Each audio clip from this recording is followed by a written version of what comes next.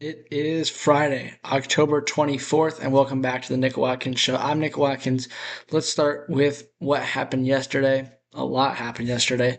We'll start with the Warriors, who pulled off an overtime win in front of the home crowd, 137 to 131 over the Denver Nuggets.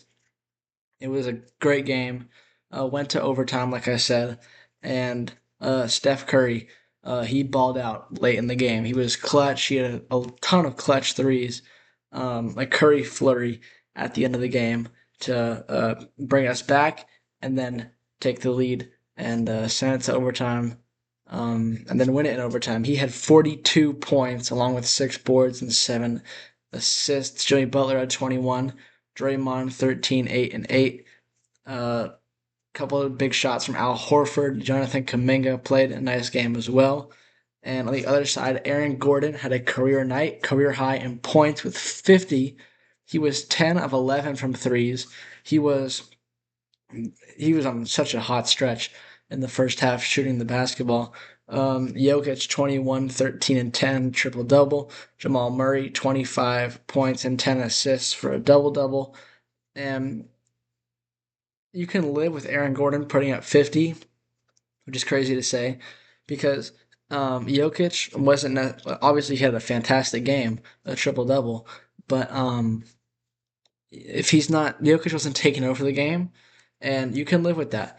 And Aaron Gordon, he's probably not going to have that performance every time.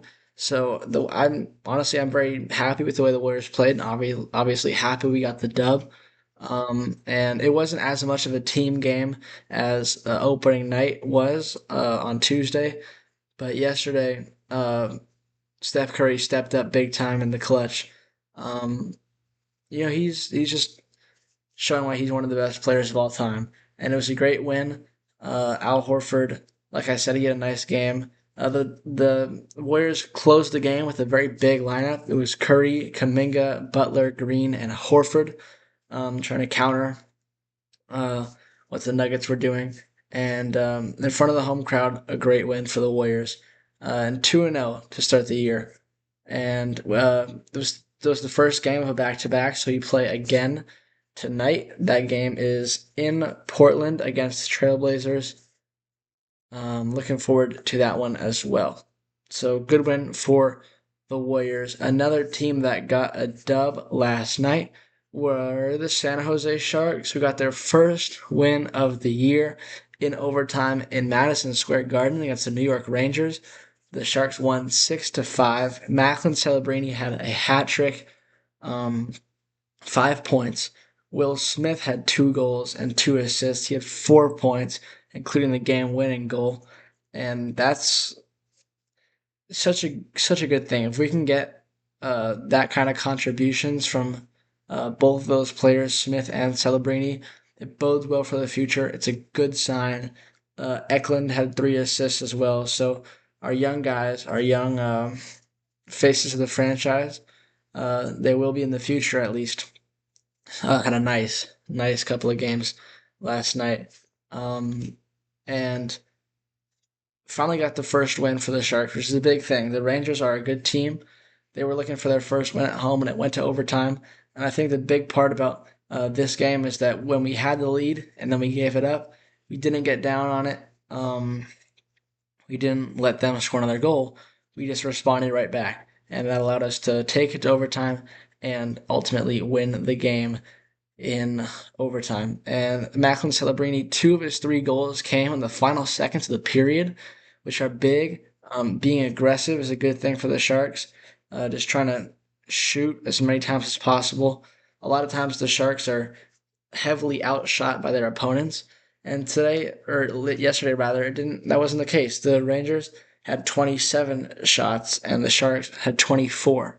So that's a good thing too.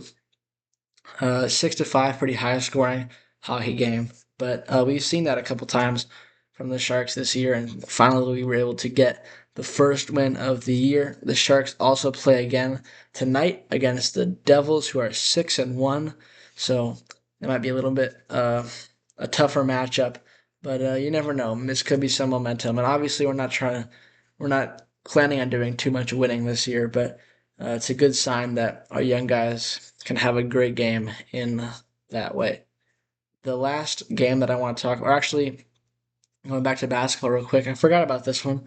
The Thunder and Pacers went to double overtime. The Thunder, the first team ever to start a year with two double overtime games. And Thunder were able to win 141 to 135 over Indiana.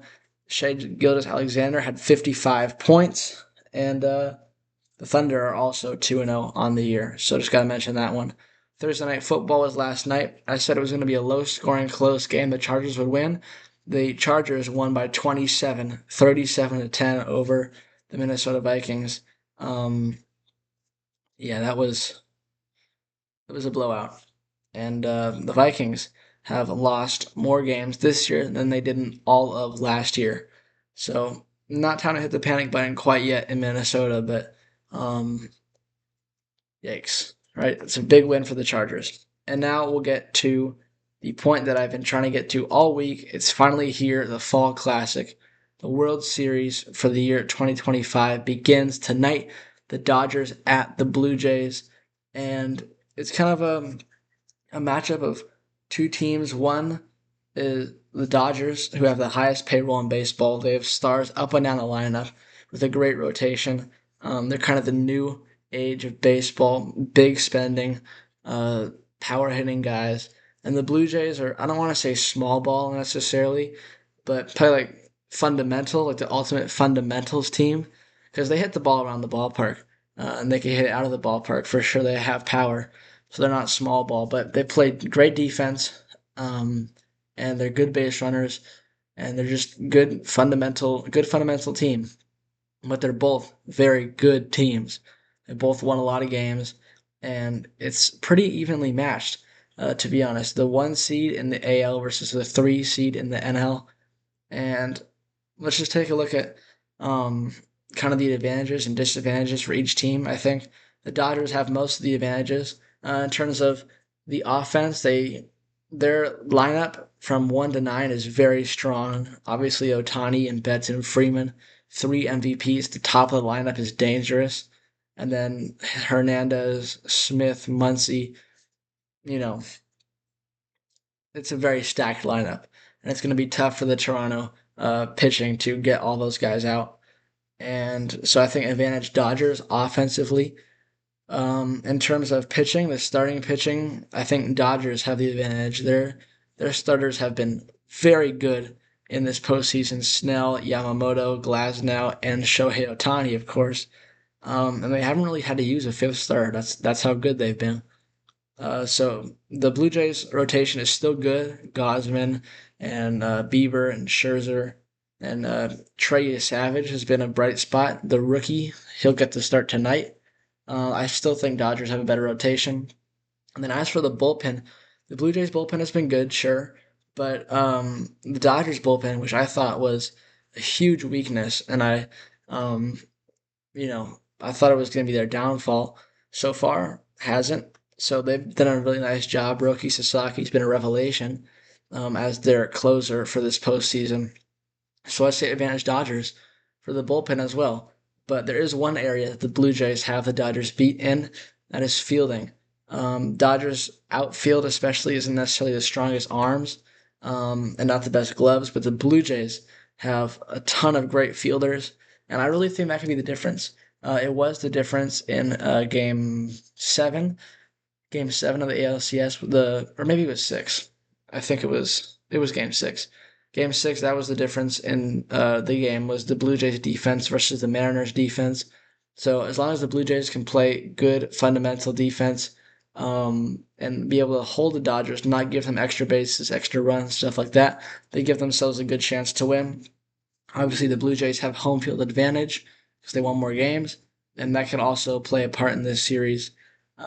Game one of the World Series between the Dodgers and the Blue Jays tonight in Toronto. It's going to be Snell versus Savage, and I think the Dodgers haven't played a game in a long time. I think over a week, and the Blue Jays obviously had to go seven to beat the Mariners. So, but the Blue Jays will have the momentum, I still think Blake Snell, he's been so good this postseason. 3-0 with a .86 ERA and 28 strikeouts um, in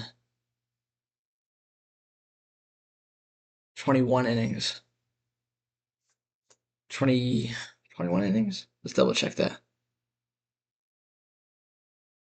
Yeah, 21 innings. So he's 28 strikeouts in 21 innings. Is very good with a .86 ERA for Snell. And Savage has been very good as well, but not as good as Blake Snell has been for the Dodgers. So I'll say Dodgers to win Game 1. But I have the Blue Jays winning this World Series.